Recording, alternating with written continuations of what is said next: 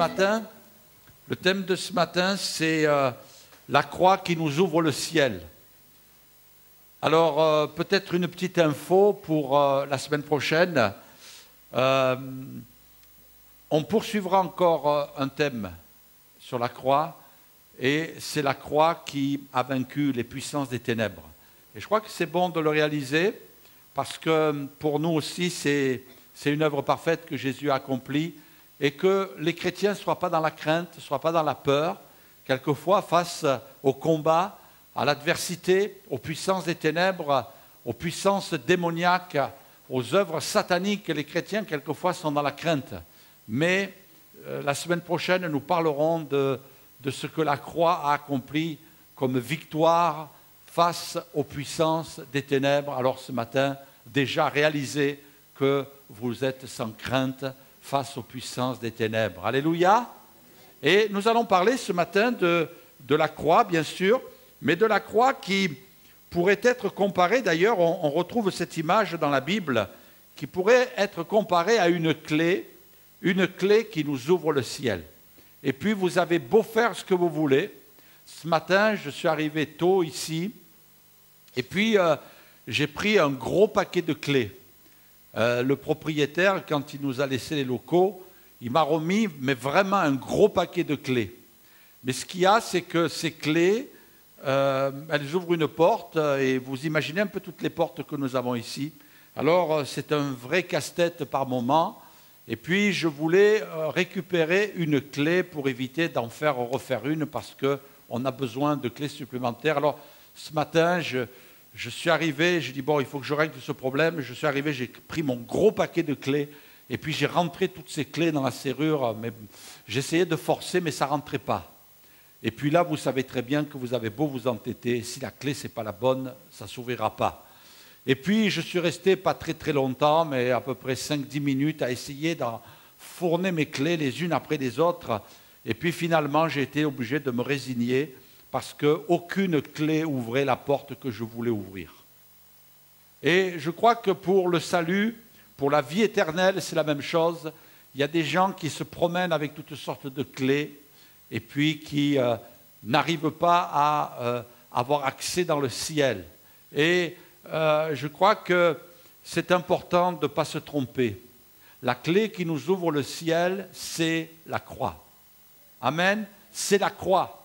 Et même la Bible appelle l'œuvre de Jésus la clé de David. Dieu nous a donné une clé. Dieu a remis à chacun d'entre nous une clé. Et cette clé nous permet d'entrer dans le ciel. Est-ce que ce matin, vous êtes heureux qu'on parle du ciel? Bon, il y en a quelques-uns, mais j'espère qu'à la fin de la réunion, vous serez plus à dire Amen, parce que c'est quand même important, c'est notre destinée éternelle. Cette terre, on va tout laisser. On va tout laisser. Dis à ton voisin, tu vas tout laisser. Tu vas tout laisser. Ce que tu as dans ton coffre, ce que tu as en banque, tu vas laisser ta maison, ta garde-robe. Tu vas tout laisser. Tout. Et ça, c'est important de le réaliser. Et puis, on va entrer dans un ciel de gloire. Bien sûr, on va tout laisser parce qu'on n'a besoin de rien.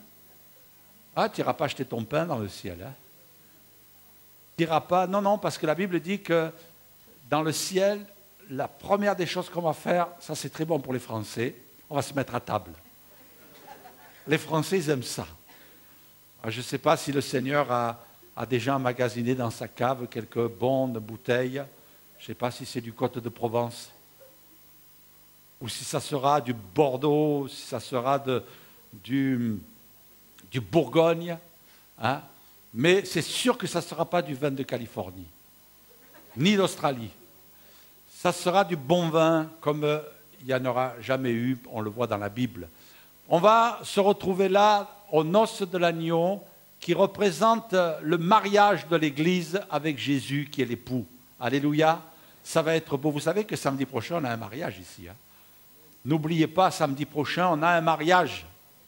Et puis, mais ce mariage, aussi beau soit-il, je sais que les mariés se préparent, ils préparent les salles, ils préparent les repas. Et même, vous savez quoi, je me suis laissé dire ils ont même prévu plus que le nombre d'invités. Ah ben c'est quand même bien. Mais je vous dis une chose, c'est que dans le ciel, ça va être parfait. J'aimerais lire avec vous ce passage et vous allez comprendre que la croix est importante dans le ciel, dans l'ouverture du ciel, du paradis.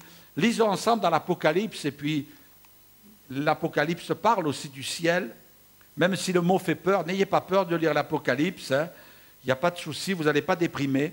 Nous lisons au chapitre 22, verset 14, si vous avez votre Bible, 22, verset 14. « Heureux ceux qui lavent leurs robes, afin d'avoir droit à l'arbre de vie et d'entrer par les portes dans le ciel. » Alléluia. Heureux ceux qui lavent leurs robes. Et puis, dans un autre passage, Apocalypse 7, verset 14, vous allez voir de quelle lessive il s'agit. La lessive qui lave blanc plus que blanc, c'est « Je lui dis, mon Seigneur, tu le sais », et il me dit, ce sont ceux qui viennent de la grande tribulation. Ils ont lavé leurs robes et ils les ont blanchis dans le sang de l'agneau. Même si ça vous contrarie, le sang de Jésus nous blanchit. Alléluia. Le sang de Jésus nous blanchit. Et ceux qui vont entrer dans le ciel, ce sont ceux qui ont été lavés. Leurs robes, hein, on sera tous en robe dans le ciel. Ouais. Même si les dames, vous aimez mettre des pantalons, même si les messieurs, vous n'avez pas l'habitude de mettre de robe, j'espère pour vous, eh bien, dans le ciel, nous serons tous en robe. Et la Bible dit que cette robe nous est donnée, hein, on voit dans la parole de Dieu, nous est donnée au moment du salut, au moment où nous recevons Jésus. Et puis, comme un vêtement qui nous est donné, j'espère pour vous que c'est comme ça que ça fonctionne, de temps en temps, il faut le laver. D'accord? Même si vous l'amenez au pressing, c'est pareil, vous le lavez. Hein? Même si c'est lavage à sec, c'est pareil. Il y a un moment, il faut laver. Et dans notre vie chrétienne, eh bien, il y a des moments, il faut venir devant le Seigneur. Il faut venir devant le Seigneur et dire, Seigneur, je veux être pur devant toi. Le sang qui a coulé sur la croix, parce que c'est le seul endroit où le sang de Jésus a coulé, c'est sur la croix. C'est pour ça que la croix est importante. Et ceux qui s'apprêtent à entrer dans le ciel, bien sûr, c'est une image, ce n'est pas physique, mais c'est une image, eh bien, pourront franchir le ciel, le paradis de Dieu, uniquement si leurs vêtements sont blancs. Amen. Alléluia, leurs vêtements sont blancs. Regardez, j'ai trouvé un lieu de pèlerinage en Lituanie. En Lituanie, il y a une colline qui s'appelle la colline des croix. 50 000 croix sur cette colline. Ça vous dit? 50 000 croix. Alors on a fait de ce lieu un lieu de pèlerinage. Mais combien ce matin savent que ce n'est pas suffisant pour entrer dans le ciel? Ce n'est pas le fait de faire des pèlerinages, ce n'est pas le fait d'avoir un comportement qui est, semble-t-il, religieux, qui va nous permettre de gagner le ciel, mais c'est la foi dans l'œuvre parfaite de Jésus. Amen. Alors, j'ai voulu ce matin, on va peut-être... on a quelqu'un aux lumières? Non, il n'y a personne aux lumières. Il faudrait baisser les lumières. On va vous passer une petite vidéo. Il y a un film qui a été fait, qui relate la fin des temps. Et puis, dans ce film, c'est pas tout à fait la représentation exacte, c'est un film. Mais c'est un film futuriste. Pourquoi? Parce que ce film va nous permettre de réaliser qu'un jour, Jésus va venir chercher ceux qui lui appartiennent. Et ça pourrait ressembler à cette scène que nous allons voir le jour où Jésus va revenir chercher son Église.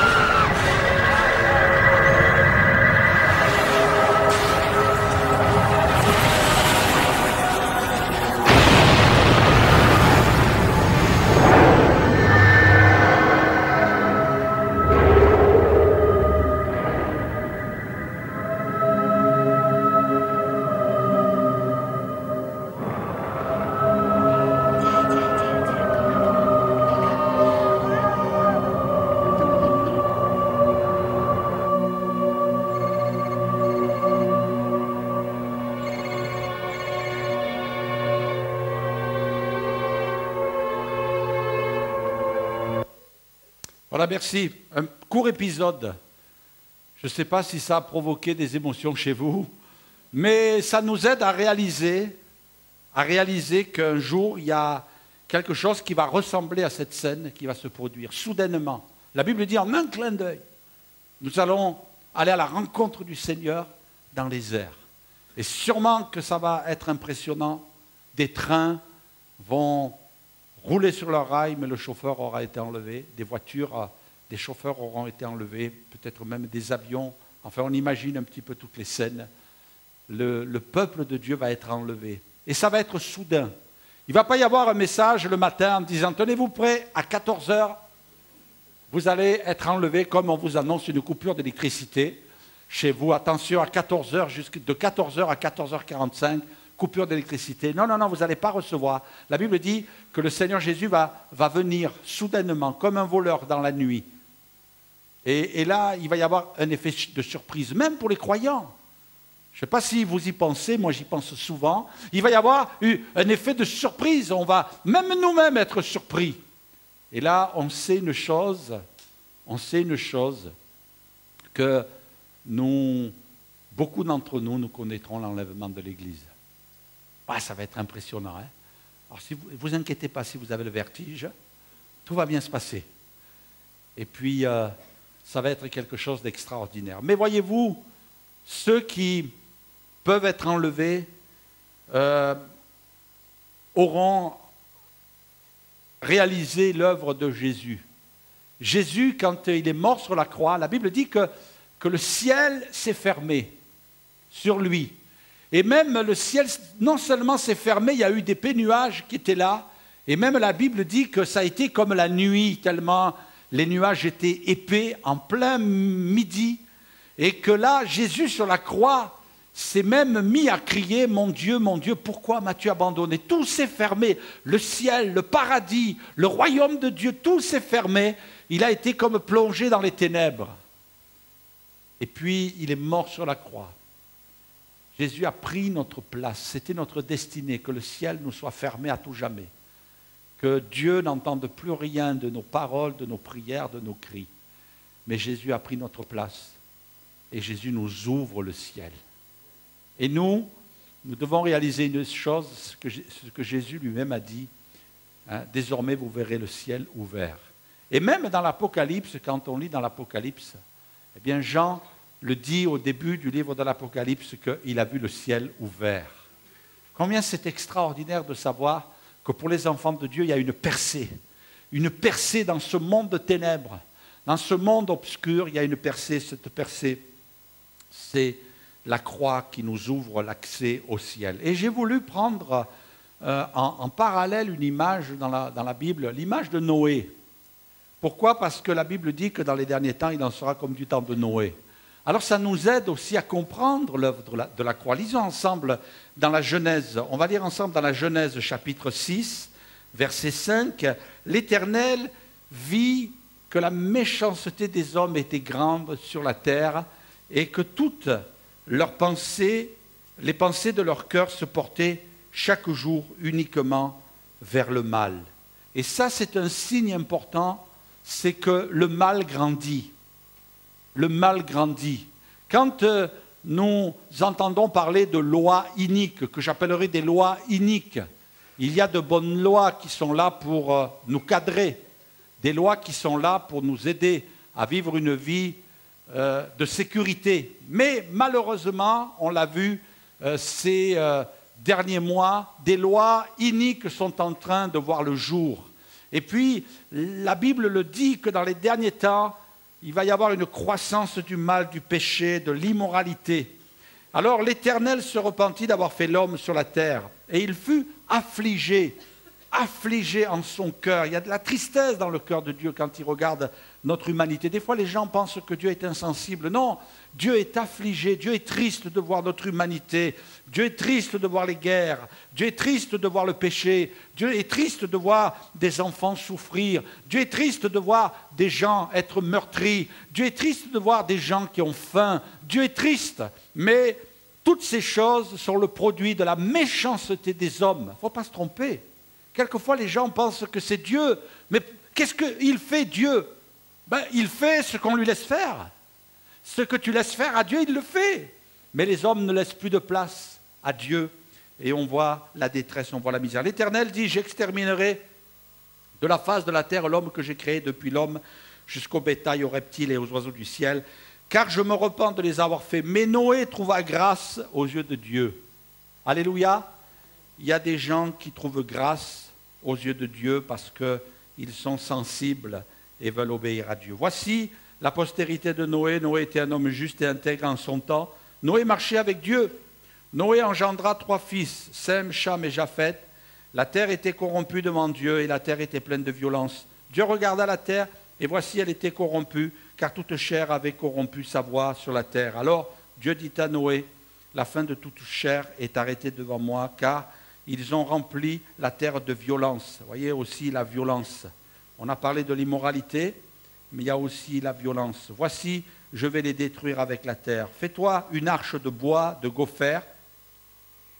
Tu disposeras cette arche en cellules et tu l'enduiras de poids en dedans et en dehors. Amen. Une arche de bois, vous voyez cette pensée du bois qui apparaît encore ici. Alors vous allez me dire, bon, ils ne pouvaient pas la faire en fer. À l'époque, c'était les matériaux principaux, c'était le bois. Et puis, mais il y a aussi une insistance pour nous parler de la croix. Chapitre 7, verset 1er, l'Éternel dit à Noé, entre dans l'arche, toi et toute ta maison, car je t'ai vu juste devant moi parmi cette génération. Tu prendras auprès de toi 7 couples de tous les animaux purs, le mâle et sa femelle, une paire des animaux qui ne sont pas purs, le mâle et sa femelle, 7 couples aussi des oiseaux du ciel, mâles et femelles, afin de conserver leur race en vie sur la face de toute la terre. Car encore 7 jours, et je ferai pleuvoir sur toute la terre 40 jours et 40 nuits, et j'exterminerai de la face de la terre tous les êtres que j'ai faits. Noé exécuta tout ce que l'Éternel avait ordonné. Amen. Gloire à Dieu. On n'a pas trop parlé de cet événement, mais le lundi 26 avril 2010, des scientifiques ont découvert des fragments de l'arche de Noé sur le mont Ararat et ils l'ont annoncé, une équipe d'explorateurs évangéliques chinois et turcs ont annoncé qu'ils avaient découvert à quelques 4000 mètres d'altitude sur le mont Ararat en Turquie. Et ils ont dit être sûrs, non pas à 100%, mais à 99,9%, qu'il s'agissait de l'arche de Noé. Avec des moyens utiles et efficaces, avec l'utilisation du carbone 14, ils ont pu réaliser que l'arche, enfin du moins les fragments de bois dont il était question, avaient plus de 4800 ans d'âge, époque présumée où l'arche aurait navigué.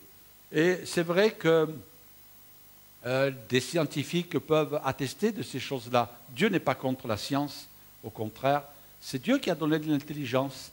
Et puis, Dieu permet que ce qu'il a mis lui-même en place puisse être révélé comme exact et puis que les choses puissent nous revenir. Savez-vous quelle est la différence entre le Titanic et l'arche de Noé? C'est la photo suivante. C'est que quelqu'un a dit, n'oubliez jamais, on va vous mettre la photo suivante. Non, ce n'est pas ça. Voilà. N'oubliez jamais que ce sont des professionnels qui ont construit le Titanic et que ce sont des amateurs qui ont fait l'arche de Noé. C'est vrai que ce que les hommes peuvent entreprendre n'est pas parfait, mais ce que Dieu permet est parfait. Et cela nous amène à réaliser que cette arche de salut, pour nous, l'arche de Noé, c'est la croix. Et Dieu nous dit, excusez l'expression, mais il faut embarquer. Il faut embarquer. Je ne sais pas si tu as réalisé cela, si tu réalises l'œuvre de la croix, mais il n'y a pas d'autre moyen. La Bible dit que Noé était un prédicateur. L'apôtre Pierre dit que c'était le prédicateur de la justice. Donc Noé, partout où il était, allait prêcher la parole de Dieu, allait prêcher l'évangile, invitant les gens à dire, mais repentez-vous, donnez votre cœur à Dieu, abandonnez le péché, abandonnez le mal. Mais la Bible dit que les hommes à cette époque-là mangeaient, buvaient, se mariaient, mariaient leurs enfants. On réalise que ce qui était devenu les points capitaux de leur vie, c'était le plaisir de la chair, certaines choses qui avaient même subi des défaillances et des déviations telles que se marier, marier leurs enfants. On s'aperçoit que ça nous parle aussi, la famille, combien elle est affectée aujourd'hui et combien elle est galvaudée aussi dans ses principes qui sont des principes légitimes que Dieu avait prévus à l'origine.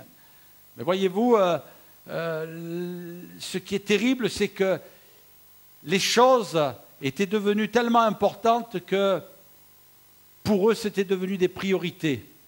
Vous avez remarqué combien, quelquefois, on peut être accaparé en se disant « Oh là là, il faut que je puisse manger, il faut que je puisse avoir de la nourriture chez moi, il faut que je puisse penser à ma famille, que je les mette à l'abri. » Ce n'est pas quelque chose de mauvais, mais quand ça devient une obsession, ça peut nous détourner des choses principales que Dieu a prévues pour chacun de nous. Il ne faut pas qu'on soit omnibulé par des choses passagères, mais que notre attention se porte vers les choses éternelles. Là, ils avaient perdu de vue Dieu, ils avaient perdu de vue le Créateur, ils avaient perdu de vue le salut. Et puis, plus ils allaient, et plus le mal se développait. Mais le message n'avait même plus d'effet dans leur cœur. Noé prêchait, il disait, il y a une arche, Dieu m'a dit de bâtir une arche. Et puis, il a mis 100 ans. Bon, à cette époque-là, il vivait très longtemps, plus de 900 ans. Et puis, il a mis 100 ans pour construire cette arche. Dieu sait que c'était devenu quelque chose d'incontournable. Là, ils occupaient le territoire qui était à proximité de l'endroit où Noé avait construit son arche. Et puis, ils devaient voir le témoignage de cette œuvre qui, petit à petit, était en train de se monter. Mais leur cœur était essentiellement tourné vers les choses terrestres et passagères. Et nous devons veiller nous-mêmes, afin que les choses terrestres et passagères ne viennent pas nous obséder, ne viennent pas nous détourner. Parce que dans ce monde, c'est comme ça. Quand vous entendez parler aux informations, beaucoup de questions d'argent, beaucoup de questions de choses passagères, et puis quelquefois même on pourrait en être nous-mêmes imprégnés à tel point qu'on oublie l'essentiel de notre foi. Mais Noé a passé sa vie, une partie de sa vie, à construire cette arche, et Dieu nous dit, il faut que tu construises ton salut. Et ce salut, c'est ce que tu vas construire au travers de la croix. Jésus a tout accompli, en fait, comme si tous les matériaux étaient là. Mais qu'est-ce que tu vas en faire? Est-ce que tu vas les appliquer à ta vie? Est-ce qu'ils vont être pour toi un moyen de salut? La Bible nous dit qu'il faut être prêt. Dans l'évangile de Matthieu, il est dit, car dans les jours qui précédaient le déluge, les hommes mangeaient, buvaient, se mariaient, mariaient leurs enfants jusqu'au jour où Noé entra dans l'arche. Et ils ne se doutèrent de rien. Terrible quand même, ils se doutèrent de rien. Jusqu'à ce que le déluge vint et les emporta tous. Il en sera de même à l'avènement du Fils de l'homme. Alors de deux hommes qui seront dans un champ, l'un sera pris, l'autre laissé. De deux femmes qui moudront à la meule, l'une sera prise et l'autre laissée. Veillez donc, puisque vous ne savez pas quel jour votre Seigneur viendra. Sachez-le bien, si le maître de la maison savait à quelle heure, à quelle veille de la nuit le voleur doit venir, il veillerait et ne laisserait pas percer sa maison. C'est pourquoi vous aussi, tenez-vous prêts, car le Fils de l'homme viendra à l'heure où vous n'y penserez pas. Hey, c'est impressionnant, mais c'est la vérité. À l'heure où vous n'y penserez pas. Il n'y a pas un moment où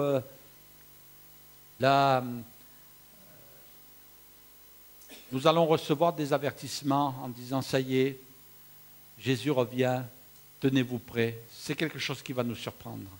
Même, je dirais, le plus attentif d'entre nous, même le plus avisé d'entre nous, même le plus fidèle d'entre nous, eh bien, il sera surpris.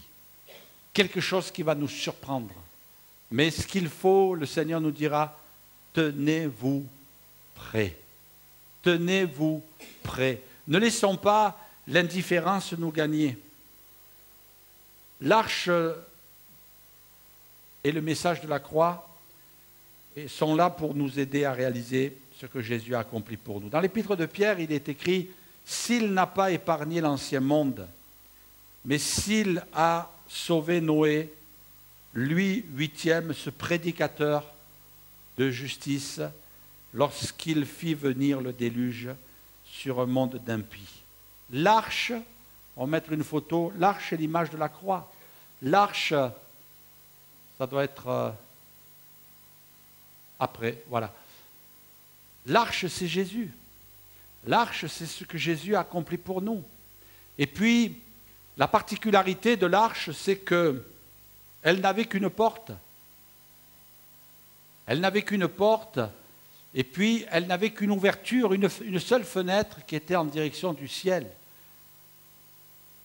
Et je crois que ça nous parle de ce que la Bible dit, Jésus est la porte, mais aussi de ce que Jésus est comme cette fenêtre qui nous donne accès vers le ciel. Et cette immense arche n'a qu'une seule porte. Et puis, Dieu a permis que Noé soit ce prédicateur en disant, regardez, Dieu a permis que je construise cette arche. C'est le moyen de salut que Dieu ait donné à l'humanité.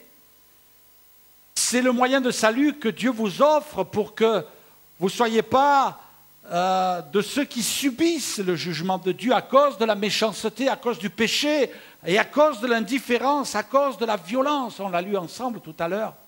Ils étaient dans l'indifférence. L'indifférence, c'est un péché. Le fait de vouloir être ignorant des choses de Dieu, c'est un péché. De vouloir ignorer Dieu, c'est un péché.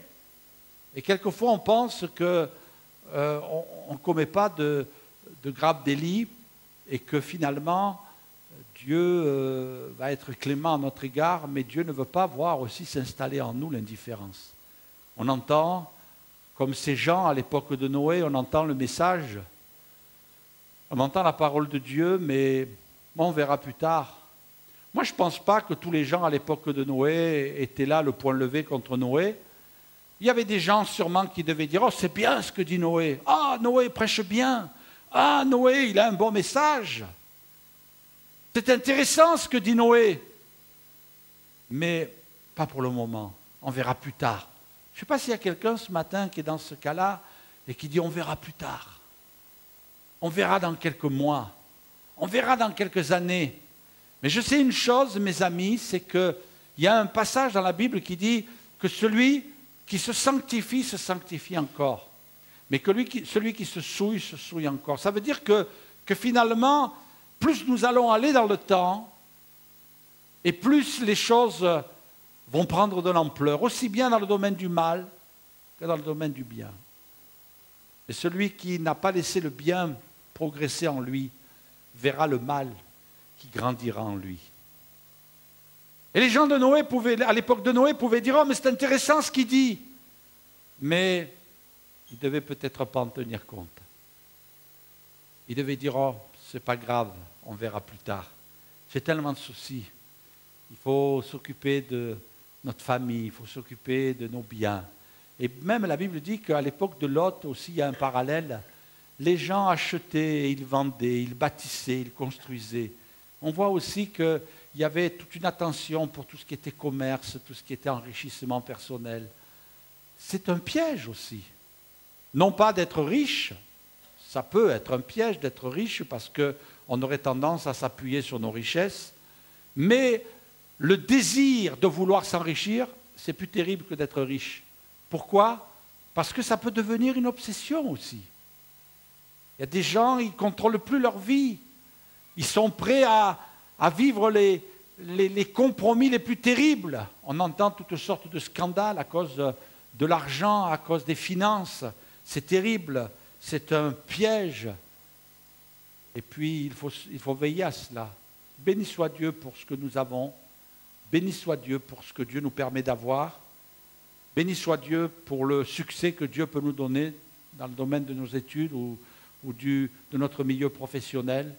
Mais je fais confiance à Dieu et je ne vais pas me laisser piéger non plus. Je veux réaliser une chose, c'est que je dois apprendre à me contenter de ce que j'ai. Le contentement, la Bible appelle cela, le contentement, me contenter, dire Seigneur, je te bénis. C'est vrai que peut-être depuis que nous sommes chrétiens, quelque part on vit certains sacrifices. C'est vrai que peut-être des gens se disent, ah ben tiens, j'ai refusé un emploi parce qu'on me disait de travailler le dimanche, on me disait de travailler à tel moment. J'aurais non seulement sacrifié une partie de ma vie, mais j'aurais sacrifié ma foi aussi. Donc j'ai réalisé dans mon activité professionnelle que la vie avec Dieu était importante. Que c'était important de marcher avec Dieu. C'est vrai que peut-être j'aurais pu, si je n'étais pas chrétien, faire des heures supplémentaires, mais j'ai voulu dégager un petit peu de temps aussi pour ma vie chrétienne, pour le service, pour servir Dieu dans l'Église, pour faire quelque chose, pour Dieu, pour m'épanouir dans ma foi. Et là, j'ai aménagé un programme et c'est vrai que j'ai refusé certaines activités. Pourquoi ? Parce que non, je voulais être fidèle à Dieu.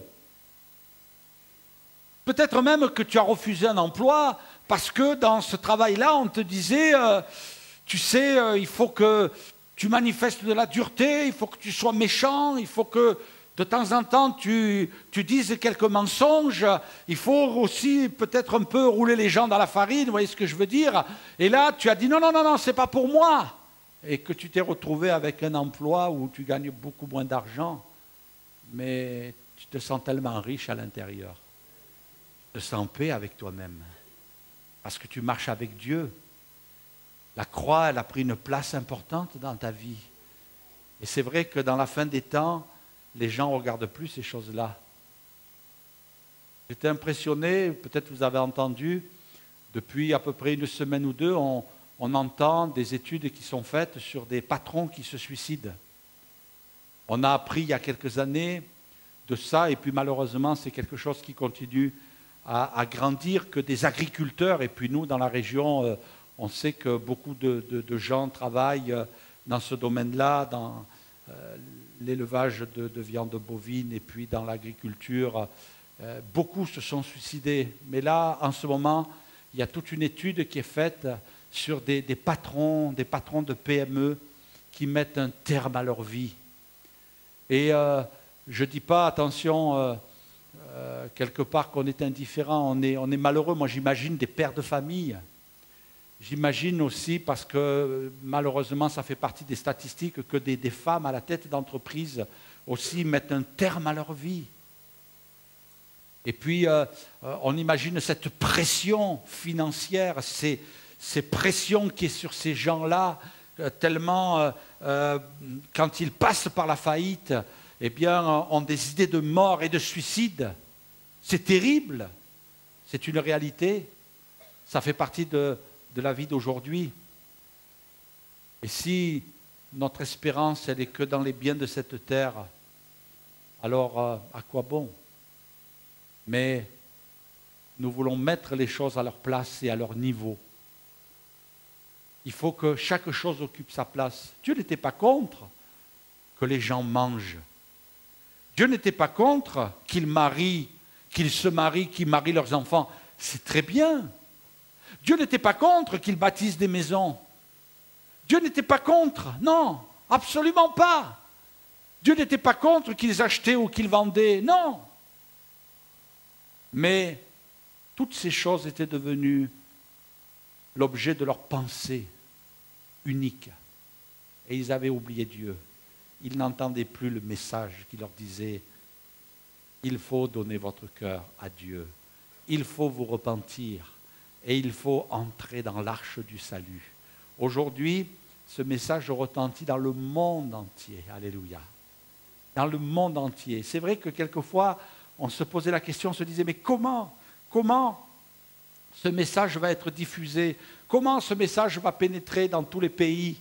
On voit qu'au travers d'Internet, tout est possible. Tout est possible. Au travers d'Internet, il y a des multitudes. Il y a des milliers de gens qui se tournent vers Jésus. Et même dans les pays les plus totalitaires, les plus fermés à l'évangile, j'avais raconté un jour ce témoignage, que Yonggi Cho avait été un jour dans des pays musulmans, et que là, il devait se retrouver avec quelques personnes du monde arabe qui allaient être attentifs au message de l'évangile. Et quand il a été à cette réunion, il a trouvé une salle comble. Et alors il a été surpris. Et il a dit, mais comment se fait-il que vous veniez?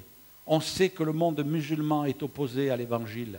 On sait que le monde musulman, pour beaucoup, hélas et malheureusement, persécute les chrétiens.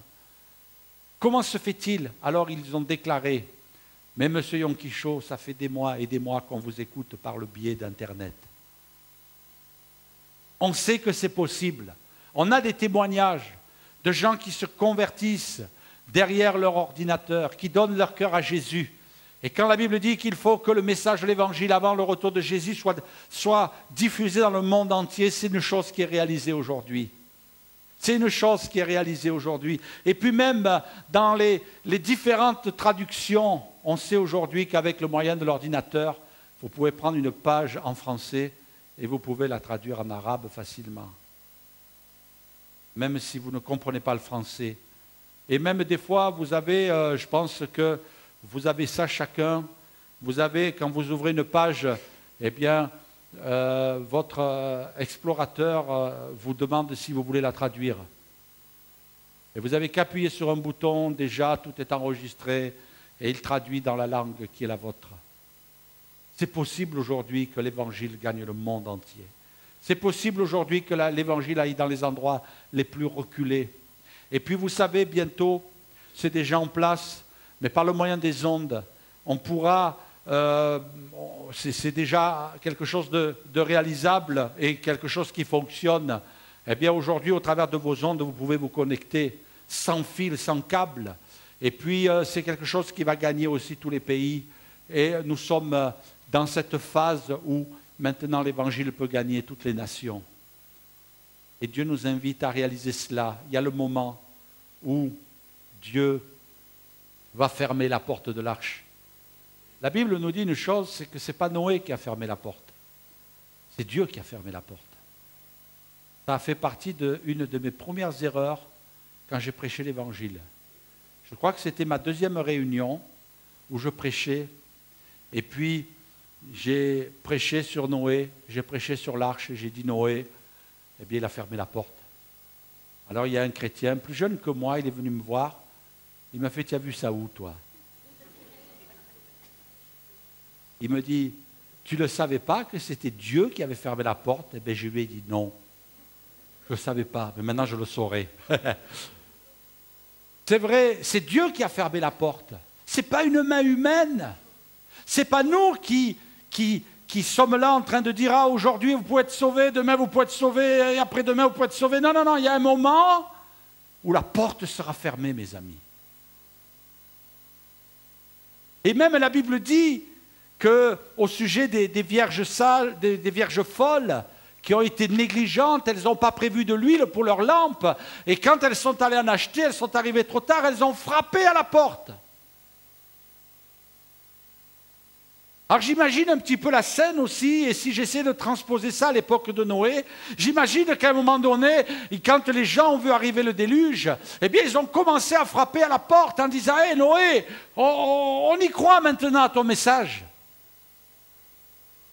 Hé Noé !» Et Noé, peut-être avec une grosse voix, devait dire « C'est trop tard, je n'ai pas le contrôle, je n'ai pas le contrôle. » C'est pas moi, c'est Dieu. Il a fermé la porte, c'est fini. Et tu ne peux pas ouvrir une fenêtre. Non, non, non, non, c'est fini, tout est fermé. Il y a un moment où la porte du ciel sera fermée. Terrible. Et là, la Bible dit qu'il va y avoir des pleurs et des grincements de dents.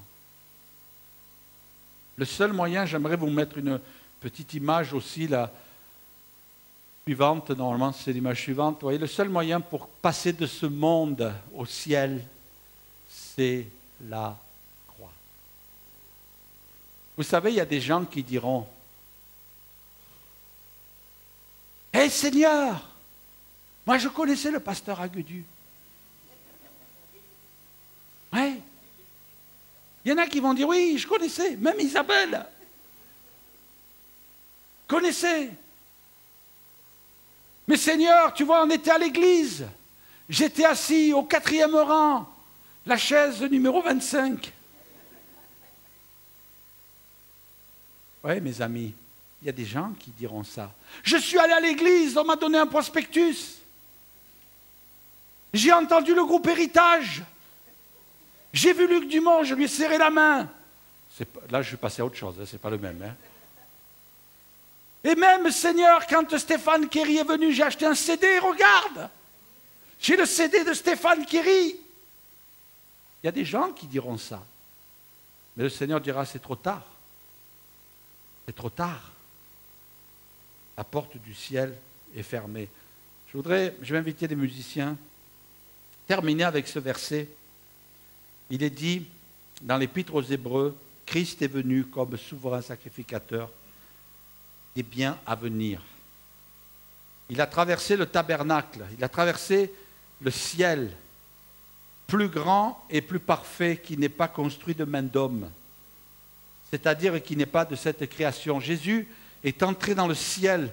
Imagine, quand Jésus a donné sa vie sur la croix, il est entré dans le ciel, il est entré une fois pour toutes dans le lieu très saint, c'est-à-dire dans la présence de Dieu, non avec le sang des boucs et des veaux, mais avec son propre sang, ayant obtenu une rédemption éternelle. Jésus, quand il est arrivé dans le ciel, je ne sais pas comment ça s'est passé,